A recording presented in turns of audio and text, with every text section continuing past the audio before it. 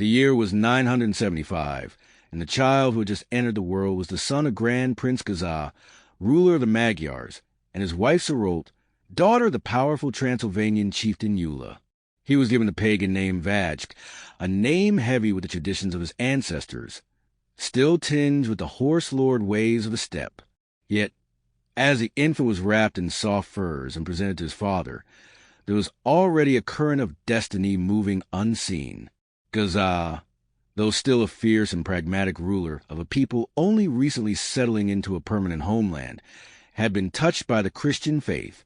Years earlier, he had permitted missionaries from the West to preach among his people. His own baptism, though more political than spiritual at first, had opened a small door through which the light of the gospel could enter the Magyar nation. Sarot herself had been raised in a Christian household, though her faith mingled with the old warrior customs of her tribe. Together, they looked upon their son with a mix of pride and apprehension, knowing that his life would be lived at the crossroads of two worlds, the fading age of the steppe chieftains and the dawning era of Christian kingship. From his earliest days, Vajk's life was shaped by contrasts. In the mornings, he would be carried out into the sunlight, the strong smell of the stables and the sound of horse bells greeting him. The men of his father's retinue would come to see the infant prince, rough warriors with weathered faces and braids in their hair, their voices booming with laughter. They would lay talismans at his cradle, small carved figures of horses, pieces of bone meant to ward off evil spirits, while, in the same breath, a Christian priest from the West would murmur blessings in Latin over the child. Sarot, keenly aware of her role in shaping the boy's soul, saw to it that he was taught the prayers of the church even before he could speak clearly. Yet she also wanted him to be strong and cunning like his forefathers. So as he grew, he learned to sit astride a small pony before most boys could walk steadily. He played in the training yards where warriors practiced archery and the long spear, and he listened wide-eyed to stories of raids and battles. But he also sat quietly at his mother's knee, tracing the shape of the cross in the air as she told him about the birth of Christ and the martyrs who gave their lives to the faith. When Vajk was about 10 years old, the decisive moment of his spiritual identity came, his baptism. It was not an intimate family affair, but a public declaration, attended by nobles, warriors, and priests. The wooden church, still a novelty in those days, was decorated with pine branches, and candles flickered in the dim light. The air was thick with the scent of incense and the sound of Latin hymns, alien yet mesmerizing to the Magyar ear. The boy knelt before the font, water poured over his head in the name of the Father, the Son, and the Holy Spirit. He was given a new name, Stephen, after the church's first martyr. To the gathered people, it was a sign that the ruling house was binding itself more deeply to the Christian world. For the boy himself, it was the beginning of a lifelong transformation. That night, as the festivities wound down and the fires outside the stronghold burned low, Stephen lay awake. The shadows from the firelight danced along the walls, and he thought about the words he had heard during the baptismal rites, words about light overcoming darkness, about an eternal kingdom. He later told a confessor, many years after, that in that quiet moment, he felt as though someone unseen had placed a hand upon his head, as if marking him for a task far greater than he could yet understand. In the years that followed, his education became a careful blending of worlds. Hungarian chieftains trained him in the art of leadership, the gathering of allies, the use of swift cavalry in war, the patience needed to manage restless tribal leaders. At the same time, Benedictine and Latin priests taught him the scriptures, the lives of saints, and the meaning of sacraments. His mind grew sharp, his faith deepened, and his bearing became that of a young man destined for authority. One vivid scene from his youth became the talk of the court. Stephen, barely in his teens, was riding with his father's retinue when they came across a small village in distress. A fire had broken out in the night, leaving several families without homes. While the elders of the village begged the warriors for aid, some in the company muttered that these were the troubles of peasants, not nobles. Stephen, however, dismounted, removed his own fur cloak, and wrapped it around a crying child. He ordered that timber from the royal stores be sent immediately to rebuild the huts. If we rule them, we must also care for them, he said simply. It was a moment that revealed the kind of ruler he would one day become. It was also during these teenage years that he began experiencing dreams that would shape his sense of divine mission. In one dream, he found himself standing on a high hill overlooking the plains. A great cross rose from the earth before him, and from it spread rivers of light flowing into every valley. As the light touched the villages, he saw the people kneel, their faces peaceful. He awoke with a conviction that God was calling him to bring not just political unity, but spiritual conversion to his people. By the time Stephen reached manhood, the duality of his upbringing had fused into a single, compelling identity, a Magyar prince whose heart beat with the courage of steppe, but whose soul was fixed upon Christ. It was clear to all that his destiny would not be to live in the shadow of others, but to lead, and to lead in a new way, one that could transform the very character of his nation. The seasons rolled across the Carpathian plains in their steady rhythm, long, bright summers of green pastures and golden grain, followed by winters that drove people into the shelter of timber halls and warm hearths. For Stephen, now in his later teens, each passing year brought him deeper into the affairs of governance, preparing him for the weight of rule that would one day rest upon his shoulders. Grand Prince Gaza, though a formidable leader, was not immortal, and he understood that the survival of the Magyar people in a Europe increasingly dominated by Christian kingdoms required more than raw military strength.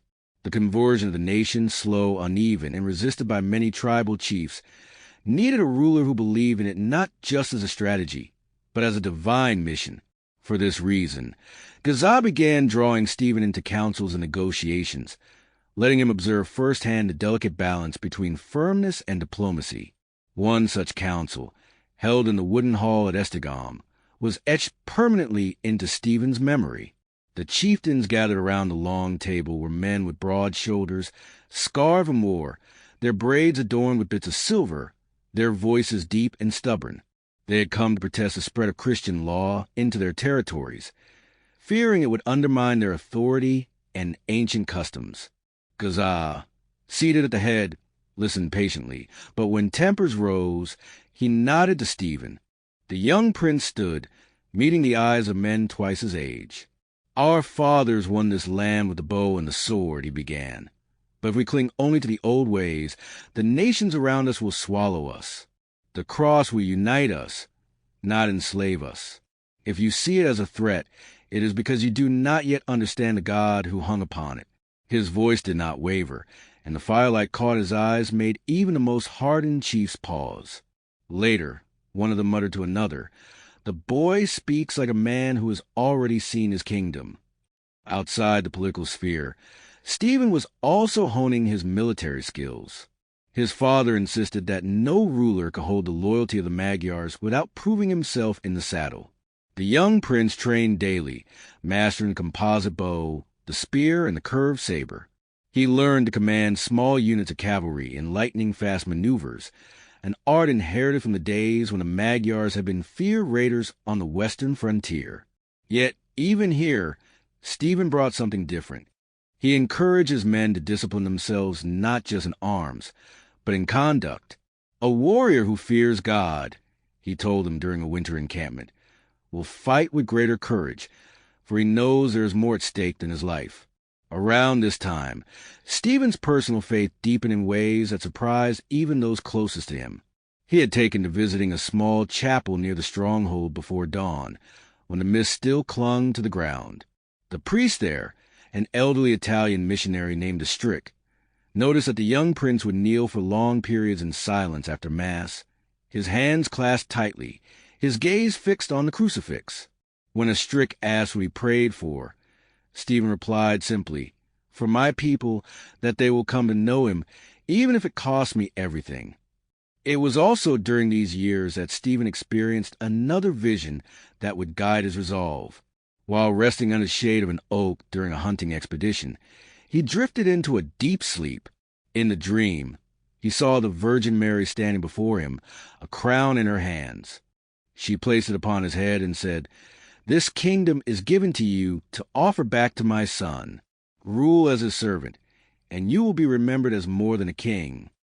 When he awoke, the memory of her voice was so vivid that he returned immediately to the chapel, where he promised before the altar that if God granted him rule, he would dedicate Hungary to the Virgin's protection. Not all his formative years were filled with visions and counsels. There were moments of real danger that tested his leadership long before the crown touched his brow. One such test came when Kopany, a powerful relative and rival claimant to the succession, began to gather support among the pagan factions. Kopany opposed the Christianizing policies of Gaza and viewed Stephen's baptism and faith as a betrayal of Magyar traditions. Stephen, barely in his 20s, found himself thrust into a conflict that was as much about the soul of the nation as it was about political power. Rather than wait for open rebellion, he sought counsel from both his father and his Christian advisors, who urged him to stand firm. Stephen personally rode to meet the leaders of the wavering tribes, speaking not only of loyalty to the ruling house, but of the need for unity under one faith. Some were swayed, others were not. The tensions came to a head shortly after Gaza's death. The chieftains gathered to decide the succession, but Kopany made his move, declaring himself the rightful heir according to pagan custom, which allowed succession to pass to the eldest male family. Stephen, however, claimed the throne under the principles of Christian kingship, which supported inheritance from father to son. War became inevitable. Before marching to face Kopany, Stephen spent the night in prayer at the church in Vesprem. Witnesses later said he lay prostrate before the altar, asking God not for victory for his own sake, but for the preservation of the Christian cause in Hungary. At dawn, he received the Eucharist and rose with a calm determination that inspired his men.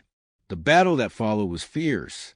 Kopany's forces fought with the ferocity of the old Magyar raiders, but Stephen's army, bolstered by knights from Bavaria sent by his Christian allies, fought with discipline and unity. Stephen himself rode in the front ranks, his banner bearing the image of the cross.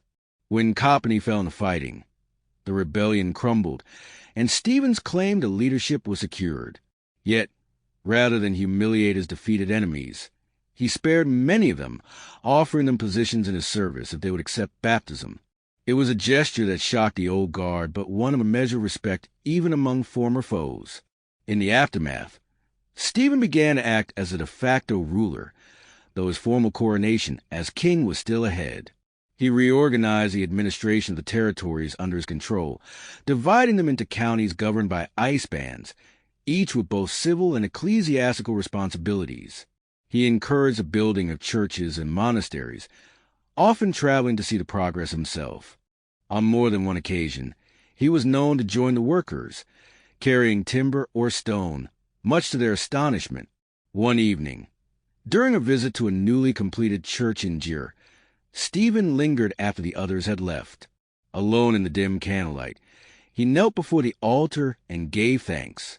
As he prayed, he later recounted, he felt a profound stillness descend upon him, as though the entire world had gone silent except for the faint sound of a distant bell. In that stillness, he felt an interior certainty.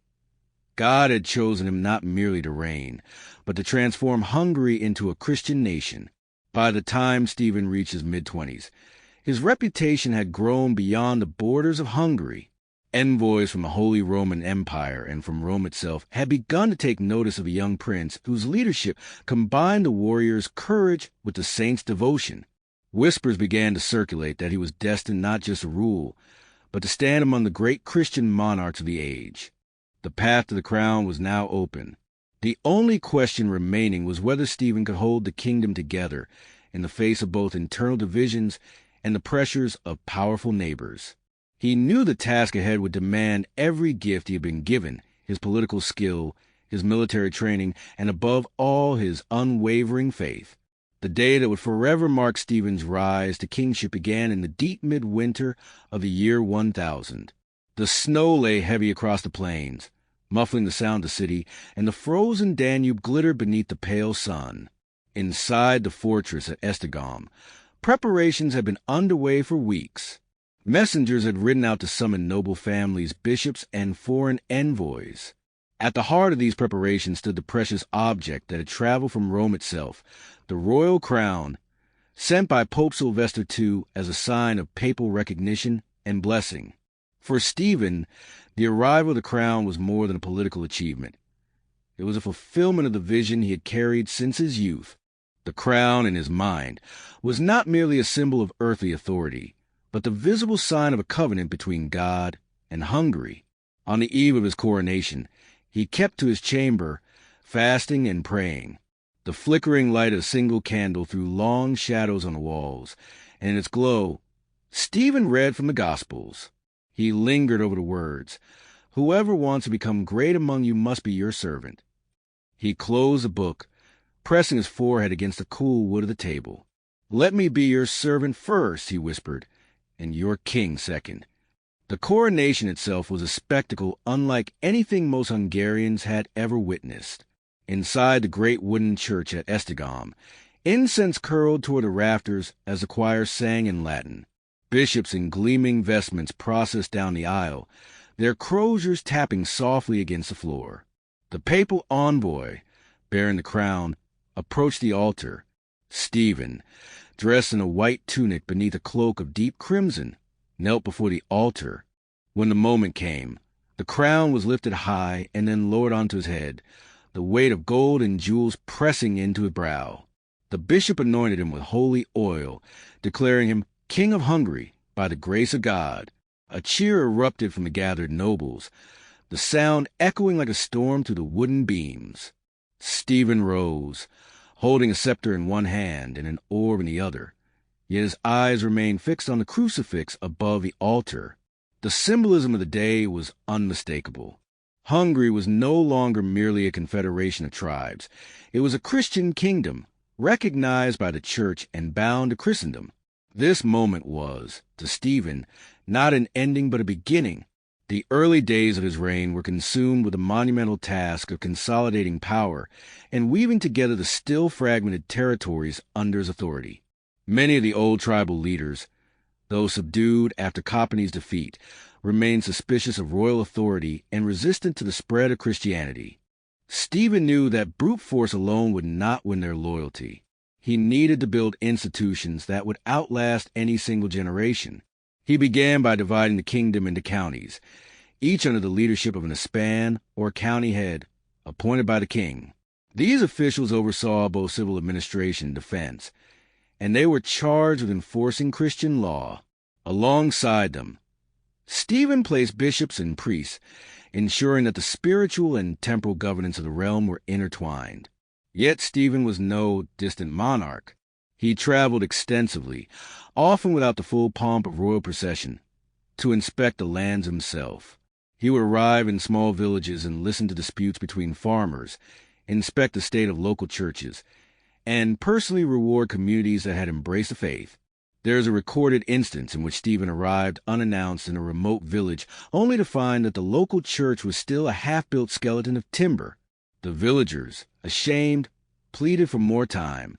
Instead of rebuking them, Stephen stayed for several days, working alongside them, hauling logs and setting beams in place. His presence transformed the mood, and by the time he departed, the church's frame stood solid against the winter sky. His reign was also shaped by his marriage to Gisela of Bavaria, sister of Emperor Henry II. Their union strengthened Hungary's ties to the Holy Roman Empire and brought a queen deeply committed to Christian reform. Gisela was no mere ornament of the court. She personally oversaw the founding of convents and the training of young women in the faith. Together, they envisioned a Hungary where the nobility ruled with justice and the common people were instructed in Christian life. One particularly moving episode occurred during their early years as king and queen. A famine had struck part of the kingdom after a season of failed crops. When reports reached Esztergom, Stephen called for the royal granaries to be opened and the stores distributed freely to the affected regions. When some of his advisors protested, fearing shortages for the army, Stephen answered, "An army that guards empty stomachs will defend nothing. Let the people eat, and God will defend us." He and Gisela personally oversaw the relief effort, traveling to some of the worst-stricken villages, bringing bread, and speaking words of encouragement. The image of the crowned couple carrying baskets of food burned itself into the memory of the people. Stephen's policies, however, were not without opposition. Some chieftains openly resisted his laws, particularly those requiring attendance at Sunday Mass and the observance of Christian feasts. Stephen responded with a blend of firmness and patience. In cases of stubborn defiance, he would send trusted envoys, often bishops or abbots, to persuade the offenders. If persuasion failed, he would impose fines or confiscate property, but executions were rare. His aim was conversion, not destruction. One night, after returning from a tense meeting with rebellious nobles, Stephen walked alone into the chapel. The moonlight spilled to the narrow window, illuminating the silver crucifix. He knelt and prayed, "Lord, I can order men's bodies, but not their hearts. Soften them, as you soften mine, and make them yours." According to the account of his chaplain, Stephen remained there until dawn, and the next day he spoke to the court with unusual gentleness, as though he had received reassurance in that long night of prayer. Stephen's reign also extended beyond the borders of Hungary. He maintained diplomatic relations with neighboring kingdoms, sending gifts to the Pope and receiving envoys from distant lands. His correspondence with Emperor Henry II was cordial, and the two rulers shared a vision of a strong, Christian Central Europe. Yet Stephen was careful to guard Hungary's independence, resisting any suggestion that his kingdom should become a vassal state. The king's passion for building churches was unmatched. Under his direction, monasteries and cathedrals rose across the land. Benedictine monks played a key role in establishing schools, teaching not only Latin and Scripture, but also the practical arts needed for governance and agriculture. Stephen often visited these monasteries, conversing with the abbots and seeking their counsel. He believed that the stability of his kingdom depended as much on prayer as on law or arms. By the close of the first decade of his reign, Stephen had transformed Hungary from a loose federation of tribes into a functioning Christian kingdom recognized throughout Europe. But for all his achievements, he saw himself not as a founder of an empire, but as a steward of a sacred trust. In private moments, he would return the memory of that dream beneath the oak tree, the Virgin Mary placing a crown upon his head. Every decision he made was measured against that vision. The crown from Rome, which had once been the focus of so much ceremony, was kept not as a mere royal treasure, but as a holy relic. On certain feast days, Stephen would take it from its guarded chamber, place it upon the altar, and kneel before it in prayer, offering his kingdom again to God. The years following Stephen's coronation saw the steady flowering of his vision for Hungary. The kingdom was no longer simply surviving at the edge of Christendom. It was becoming a stronghold of the faith in Central Europe. Yet Stephen understood that titles and ceremonies were not enough to hold a kingdom together. The faith had to take root in daily life, transforming not only the nobility, but also the herdsman on the plain, the craftsman in the village, and the widow in her humble cottage. One of Stephen's earliest major reforms was the establishment of parishes throughout the kingdom. He decreed that for every 10 villages, a church should be built, with a priest assigned to serve them. To support these priests, each household was to contribute a portion of their produce. The law was met with resistance at first. Many saw it as an unwanted tax, but Stephen was relentless. "You give your warriors food because they defend your homes," he told a gathering of skeptical elders, "and these men defend your souls." His personal example gave force to his laws. Stephen himself funded the construction of several great churches, including the Basilica at Székesfehérvár, which became not only a spiritual center but the site of royal ceremonies for centuries. The basilica's high arches, adorned with intricate carvings of vines and saints, seemed to lift the eyes heavenward. Stephen would visit during its construction, standing quietly among the masons and carpenters, his hands clasped behind his back, occasionally asking the builders if they thought the walls would last until the day the King of Heaven calls us home. Stephen's deep sense of responsibility for his people extended to the law. He issued a series of decrees known as the Laws of King Stephen, blending Christian moral teaching with practical governance. These laws mandated Sunday rest, protected widows and orphans, and set penalties for theft and murder.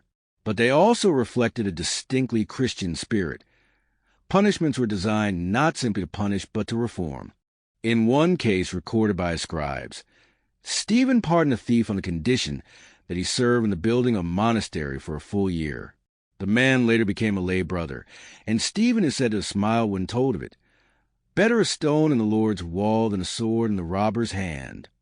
Perhaps the most striking feature of Stephen's reign was the way he blended kingship with a sense of apostolic mission. He was not content to leave evangelization solely to the clergy. When visiting remote areas, he would speak to the people himself, often in the open air, with no throne or canopy above him. He would tell the story of Christ in simple language, using images familiar to his listeners. The good shepherd was like the herdsman on the plains, the kingdom of heaven like a well-tended vineyard. His sincerity and humility won more converts than force ever could. There are accounts of miracles during his reign, signs that his people confirmed God's favor on their king. One such story tells of a severe drought that threatened to ruin the harvest. The fields cracked under the unrelenting sun, and the people feared famine. Stephen ordered processions throughout the land, with the relics of saints carried from village to village. In Sekeshvervar, Stephen himself walked barefoot in the procession, holding a crucifix. On the third day, clouds gathered and a steady rain fell across the plains. Whether seen as divine intervention or coincidence, the people believed it was the king's prayer that had brought the blessing. Stephen also had his share of trials. Not all the nobles embraced the Christian order. Pagan revolts broke out in the countryside, sometimes fueled by discontent over the new laws, sometimes by nostalgia for the old ways. Stephen met these uprisings with both firmness and mercy. After suppressing a revolt in the northeast, he visited the rebel leaders in their prison. Instead of ordering executions, he offered them freedom if they and their households would be baptized. Many accepted, though a few refused and were sent into exile. Better they wander in the wilderness, Stephen said, than they lead the flock away from the shepherd. Foreign relations, too, tested his skill. Hungary's position made it both a gateway and a buffer between East and West. Stephen cultivated alliances carefully, aware that his kingdom could not stand alone if surrounded by hostile powers. His marriage to Gisela had bound him to the Holy Roman Empire, but he also maintained good terms with Poland and sought to keep peace with the Byzantine Empire. He sent envoys bearing gifts of fine Hungarian horses, furs, and wine, and received in return books, relics, and craftsmen. One of the most personal challenges of Stephen's reign was the question of succession. His only surviving son, Emmerich, had grown into a young man of remarkable piety and courage. Stephen had high hopes for him, training him not only in governance and war, but in the faith. He would often take Emmerich on journeys across the kingdom, showing him the churches, speaking with the people, and pointing out both the successes and the unfinished work of conversion. In a letter Stephen wrote to his son, which survives to this day, he urged him to be humble, to love justice, to protect the church, and to welcome strangers as if they were Christ himself. A king is not for himself, he wrote, but for the people, and the people are for God. These words would be quoted for generations as a model of Christian rulership. Stephen's devotion was not confined to his public acts. His personal prayer life was deep and disciplined. He rose early to attend Mass, often kneeling for long moments after the service in silent contemplation. He kept certain fasts more strictly than required, and during Lent, he would often set aside his royal garments for plain woolen clothing. Servants sometimes found him late at night in the chapel, alone except for a single candle, his lips moving in prayer. Once, during such a vigil, a servant reported seeing Stephen's face illuminated as if by an inner light. When asked about it the next day, Stephen only said, "When a man speaks with God, the light is not his own." Despite his growing sanctity, Stephen did not retreat from the practical demands of kingship. He personally reviewed the kingdom's defenses, ordered the repair of fortifications, and ensured that roads and bridges were maintained. He saw these as part of his duty before God. After all, a kingdom torn by disorder could hardly serve as a witness to Christ. As his reign matured, Stephen began to see the fruits of his labors. Pagan shrines have been replaced by churches. Markets and monasteries bustle with life, and Hungary's name was spoken with respect in the courts of Europe. Pilgrims and scholars began to arrive, curious about the kingdom that had so quickly transformed itself. One late autumn day, Stephen stood on a hill outside Székesfehérvár, watching the sun set over the land. Beside him stood Bishop Ostrick, the old missionary who had baptized him as a boy. "Do you see how the light falls on the fields?" Stephen asked. Ostrick nodded. "It is the same light," Stephen continued, "that fell on me the day you poured the water on my head. Only now it shines on all Hungary." Ostrick smiled. "And may it never set." Stephen's sense of mission never waned, but time and trials had tempered his zeal with patience. He knew that faith was not built in a day, or even in a lifetime. Yet he also believed that a ruler's duty was to plant seeds for the generations to come, trusting that God would bring the harvest. By the early 1030s, King Stephen was no longer the vigorous young ruler who had once ridden at the front of his armies. The streaks of gray in his beard had deepened, and his gait had grown slower. Yet there remained in his eyes the same clear light that had guided him since boyhood. Decades of rule had transformed Hungary. Church spires now dotted the landscape, where once only the smoke of tribal hearths had risen, and the rhythms of the Christian calendar had woven themselves into the life of the kingdom. Stephen's thoughts, however, turned increasingly to the future. His greatest earthly hope had been to see his only son, Prince Emmerich, succeed him. Emmerich was beloved by the people for his humility and bravery, and Stephen believed he would carry on the work of making Hungary a truly Christian kingdom. But in 1031, tragedy struck. Emmerich, still a young man, died in a hunting accident, thrown from his horse while chasing a stag. The news hit Stephen like a blow to the chest. For days he secluded himself in the royal chapel, speaking to no one but God. Those who saw him afterward noted that his face seemed older, as though a deep shadow had settled upon him. Yet from that grief emerged an even sharper resolve. If his son could not inherit the kingdom, then Stephen would place Hungary under protection of a greater heir, the Virgin Mary herself. The ceremony was held in the basilica at Székesfehérvár. Before the altar, Stephen laid his crown down and prayed aloud, "O blessed Virgin, Queen of Heaven, I, Stephen, King of Hungary, offer my country and my people to your protection. Be our mother and intercessor before your Son, now and forever." The act was more than symbolic. It was a public declaration that Hungary belonged not to any dynasty, but to God. In the years that followed, Stephen continued his reforms, but the question of succession haunted his reign. Without a direct heir, rival claimants began to maneuver for power, some supported by foreign courts. Stephen sought to choose a successor who would preserve both the unity of the kingdom and its Christian foundation, but none matched the vision he had carried for Emmerich. His last decade was marked by a quieter, more contemplative kingship. Though he still presided over councils and received ambassadors, Stephen often withdrew for periods of prayer and fasting. He spent long hours in the gardens of the palace at Székesfehérvár, walking slowly among the vines and fruit trees, a rosary in his hand.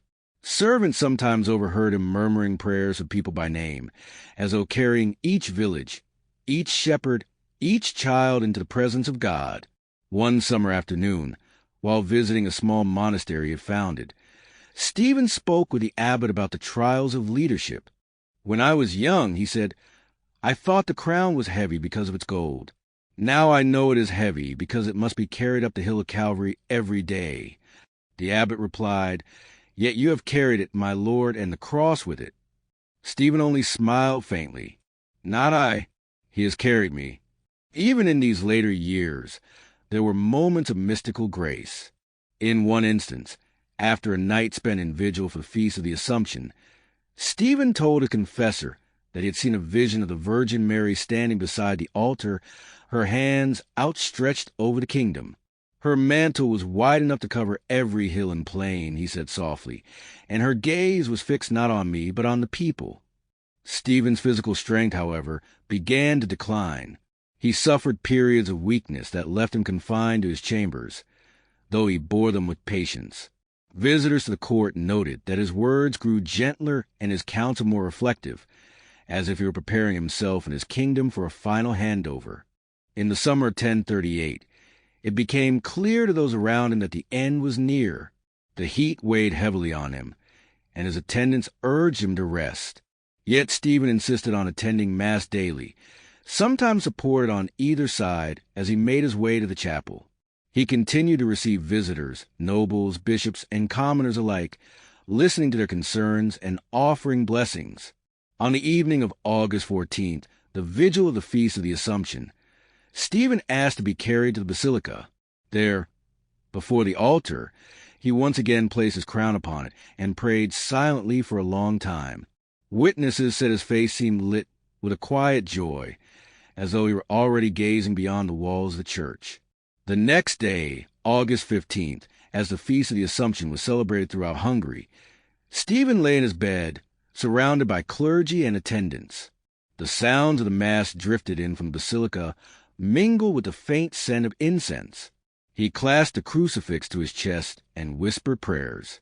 At some point during the afternoon, he lifted his eyes and murmured, "Into your hands, O Lord, I commend my spirit." With those words, the first king of Hungary, its apostle and protector, entered his rest. The mourning that followed was profound. Bells tolled across the kingdom, and people traveled from far and near to Székesfehérvár to pay their respects. The crown was placed upon the altar beside his body, just as he had done in life, and his burial became an act of both grief and thanksgiving. Though Stephen was gone, the seeds he had planted continued to bear fruit. Hungary remained firmly within the fold of Christendom, its churches filled, its laws shaped by the gospel. The people remembered not just the king who had defended their borders, but the shepherd who had led them to the faith. Centuries later, when the church declared him a saint, the memory of his life still shone with the same clarity it had in the days when he walked the plains of his kingdom, crowned not just with gold, but with the love of his people and the blessing of God.